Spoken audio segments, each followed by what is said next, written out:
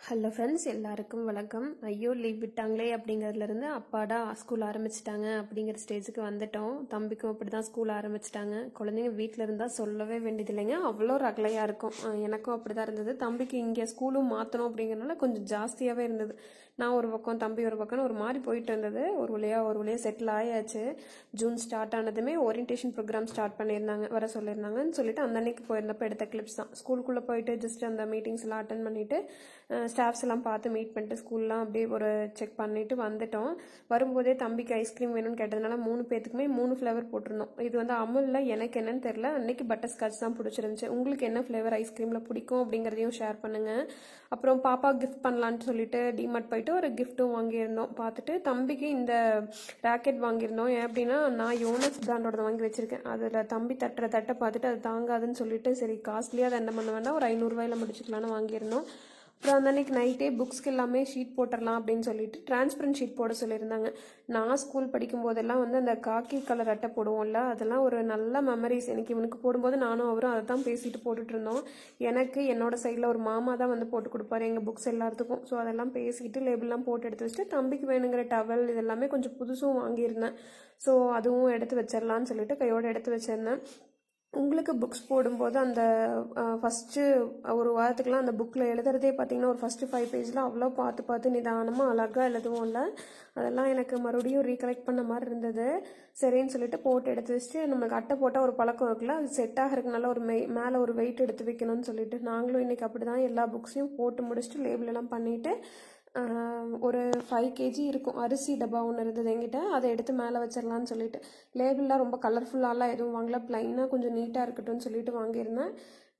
அட்டை போடுறதுக்கு முன்னாடியே ஒட்டிட்டு அதுக்கு மேலே அட்டை போட்டு ஸ்டாப்லர் பண்ணிட்டோம் அப்படின்னா அந்த லேபிளும் எடுக்க முடியாது, கொஞ்சம் நீட்டாக இருக்கும் அப்படின்னா அப்படி தான் பண்ணியிருந்தோம்.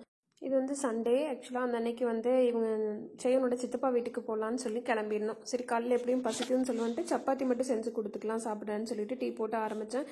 டே என்னமோ நான் பிளான் பண்ண மாதிரி தான் ஆரம்பிச்சதுங்க. ஆனால் இடையில நிறைய நான் பிளான் பண்ணாத அன்பிளான்டு விஷயங்கள் தான் ப்ராப்பராக நடந்ததுன்னு தான் சொல்லணும்.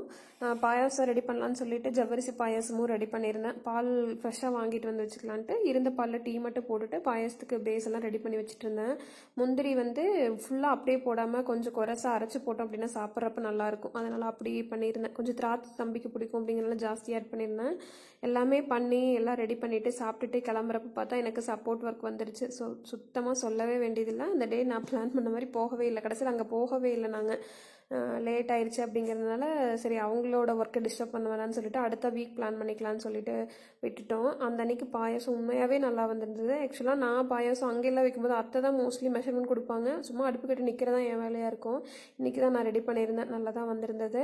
சரின்னு சொல்லிட்டு நம்ம பிளான் பண்ணதான் நடக்கலன்னு சொல்லிட்டு சரி காயெல்லாம் வாங்க போகணும். அப்புறம் தம்பிக்கு வந்து ஸ்கூலுக்கு இன்னும் யூனிஃபார்ம் எல்லாம் ஆர்டர் பண்ணது வரல, ரிசீவ் ஆகலை. ஸோ எப்படியும் கொஞ்சம் போட்டு வர்றதுக்கும் ட்ரெஸ் கலெக்ஷன்ஸ் வேணும் பார்க்க போகலான்ட்டு போகிறது என்னமோ தம்பிக்கு தான். ஆனால் நான் போய் எனக்கு வேணும்னு சொல்லிட்டு பார்த்துட்டு இருந்தேன். குர்த்திஸ் எல்லாம் நல்லா இருந்தது, மெட்டீரியல் எல்லாமே நல்லா இருந்தது, பட் ஃபிட்டிங் நல்லா இல்லை.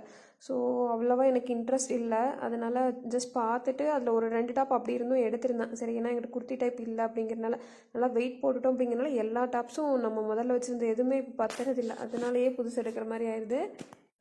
மோஸ்ட்லி இந்த ட்ரெண்ட்ஸில் மேக்ஸில் இதிலெல்லாம் எடுத்தோம் அப்படின்னா அந்த ஆஃபர் டைம் இருக்கிற மாதிரியோ இல்லை ஏதாவது சேல் போயிட்டு இருக்கிற மாதிரியோ எடுத்தோம்னா நம்மளுக்கு கொஞ்சம் நல்லாவே ப்ராஃபிட் இருக்கிற மாதிரி இருக்கும்.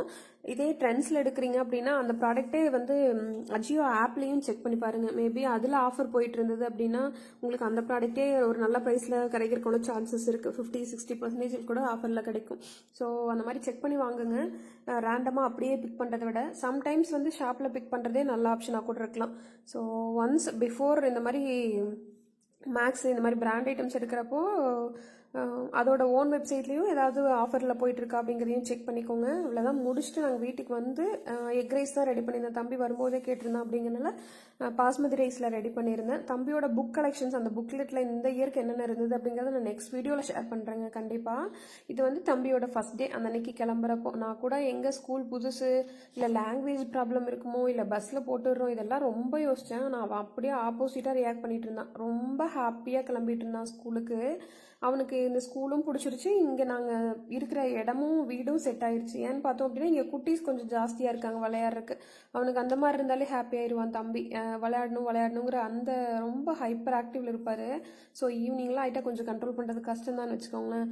குழந்தைங்கள வச்சுட்டு ஒரு நல்ல ஃபோட்டோ அவங்களை நிறுத்தி எடுக்கலாம் அப்படிங்கிறதாங்க இருக்கிறதுலே சேலஞ்சான விஷயம். எனக்குமே இன்னைக்கு அப்படி தான் இருந்தது.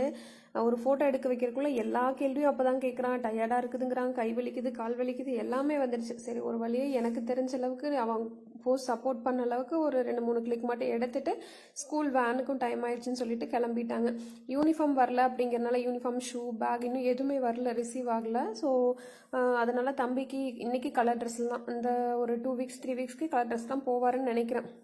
பஸ்ஸுக்காக வெயிட் பண்ணிட்டு இருந்தோம். பஸ்ஸு வந்துடுச்சு, கிளம்பிட்டார். ஈவன் பஸ்ஸில் அவன் தான் ஃபஸ்ட்டு பிக்கப்பு. ஸோ அப்பாக்கு இது ஏதாவது ஃபீல் பண்ணுவான்னு நினச்சா அது கூட இல்லை. அவர் ஃபுல்லாக என்ஜாய் பண்ணுற மோடுக்கு வந்துட்டாருன்னு நினைக்கிறேன். ஜாலியாக போயிட்டு வந்துட்டு இருக்கான் இப்போதைக்கு ஸ்கூலுக்கு.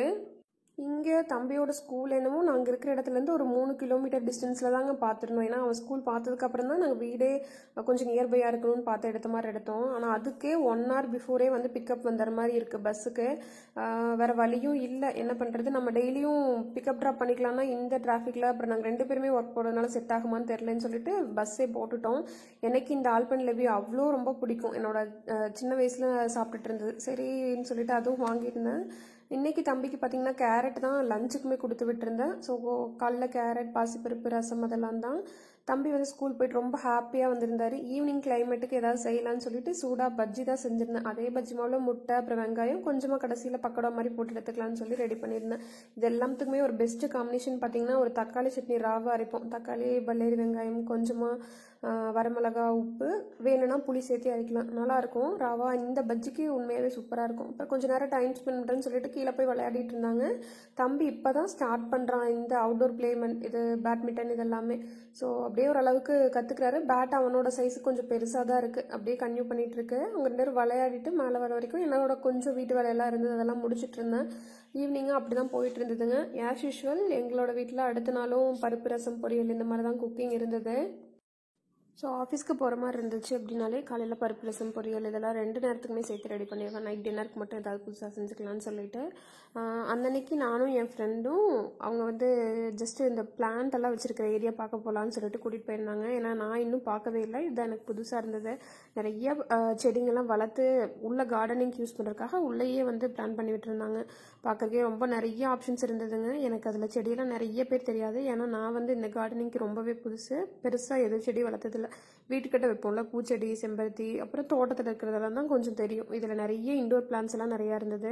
இங்கே ஆஃபீஸ் பொறுத்த வரைக்குமே கார்டனிங் வந்து சூப்பராக மெயின்டைன் பண்ணியிருப்பாங்க. அதுவும் இந்த ஏரியா பார்த்திங்கன்னா ஒரு மினி பார்க் மாதிரி இருந்தது. ஆஃபீஸ்க்குள்ளே பார்க்குறதுக்கு ரொம்பவே ரிலாக்ஸாக அங்கே சிட்டிங்க்கும் கொஞ்சம் சேர்ஸ் எல்லாம் போட்டிருந்தாங்க. மீன்ஸ் அந்த ஸ்டோன் சேர் இருக்குல்ல அது இருந்தது. ஸோ அந்த மாதிரி ரொம்ப ரிலாக்ஸான ஏரியாவாக இருந்தது. இந்த ஏரியா நான் இவ்வளோ நாளாக பார்க்கலையேங்கிற மாதிரி தான் இருந்ததுன்னு வச்சுக்கோங்களேன். அவங்க கூட்டிகிட்டு போய் காமிச்சிட்டு இருந்தாங்க. அது பார்க்கும்போது எனக்கு ஒரு ஞாபகம் வந்துருந்தது.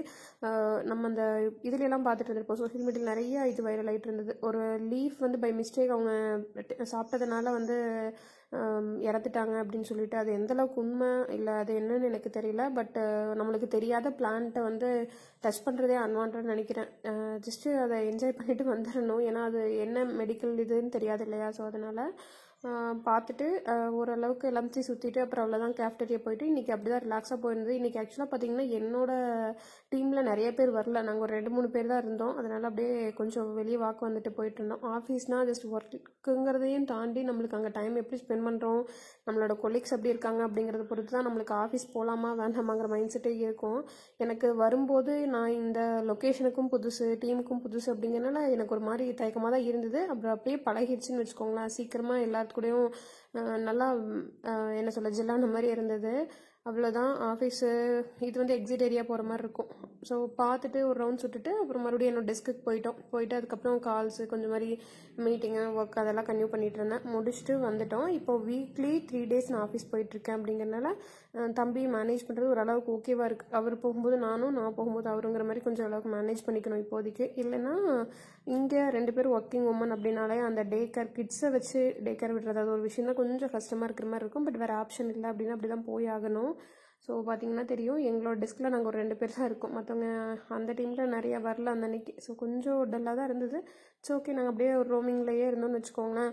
அடுத்த நாளுக்கு வந்து காலையில் தம்பிக்கு பூரி. நான் அடிக்கடி செய்யறதுன்னு பார்த்திங்கன்னா பூரி, சப்பாத்தி, இந்த பருப்பு சப்பாத்தி. ஏன்னா பருப்பு சப்பாத்தி எங்களுக்கு ரொம்ப பிடிக்கும், தம்பிக்கு பூரி சப்பாத்தி ரொம்ப பிடிக்கும். ஸோ ரொம்ப ஃப்ரீக்வெண்ட்டாக இருக்கும் இது எங்கள் வீட்டை பொறுத்த வரைக்கும். தம்பிக்கு ஸ்நாக்ஸ் ஐட்டம் இப்போ ரொம்பவே எக்ஸ்பெக்ட் பண்ண ஆரம்பிச்சிட்டான். அதுவும் ஆஃப் டேலேயே ஸ்கூலை முடிச்சுட்டு வந்துடுறான் அப்படிங்கிறனால என்கரேஜ் பண்ணுறது எனக்கு கஷ்டமாக இருக்குது. ஸோ ஏதாவது செஞ்சு வைக்கலாம்னு சொல்லிட்டு இன்றைக்கி பாதாம் மற்ற நட்ஸ் எல்லாமே சாப்பிட்றாரு. பாதாம் மட்டும் அவருக்கு இன்ட்ரெஸ்டே வர மாட்டேங்குது. அதனால் பாதாமும் அப்புறம் வந்து பாசி பருப்பு இருக்குல்ல அது, ஓட்ஸு, அப்புறம் வந்துட்டு கொஞ்சமாக பொட்டுக்கடலை இதெல்லாம் போட்டு நல்லா வறுத்து அரைச்சி அது கூட மண்டவெல்லம் தட்டி கொஞ்சம் பாகு மாதிரி சேர்த்து ஒரு லட்டு ரெடி பண்ணியிருந்தேன். டேஸ்ட் சூப்பராக இருந்ததுங்க. ரொம்ப சிம்பிளாக குயிக்காக ரெடி பண்ணிடலாம். எந்த மெஷர்மெண்ட்லாம் நான் பெருசாக எடுத்துக்கல. அந்த பாகு அட்ஜஸ்ட் பண்ணுறதுக்கு தகுந்த மாதிரி பவுடர் அட்ஜஸ்ட் பண்ணி சேர்த்துக்கிட்டேன். அவ்வளோதான். இந்த மாதிரி தான் இந்த வீக் ஃபுல்லாகவே போயிருந்தது. இந்த மாதிரி உங்கள் கிட்ஸுக்கு கொஞ்சம் ஹெல்த்தியாக கொடுக்குற ஸ்நாக் ஐட்டம் ஏதாவது இருந்ததுன்னா கண்டிப்பாக எனக்கு கமெண்ட் பண்ணுங்கள். எனக்கு யூஸ்ஃபுல்லாக இருக்கும். இந்த வீடியோவும் இதோட முடியுதுங்க. இந்த வீடியோ உங்களுக்கு பிடிச்சிருந்துச்சி அப்படின்னா மறக்காமல் நம்மளோட சேனலுக்கு சப்ஸ்கிரைப் பண்ணிக்கோங்க. தேங்க்ஸ் ஃபார் வாட்சிங்.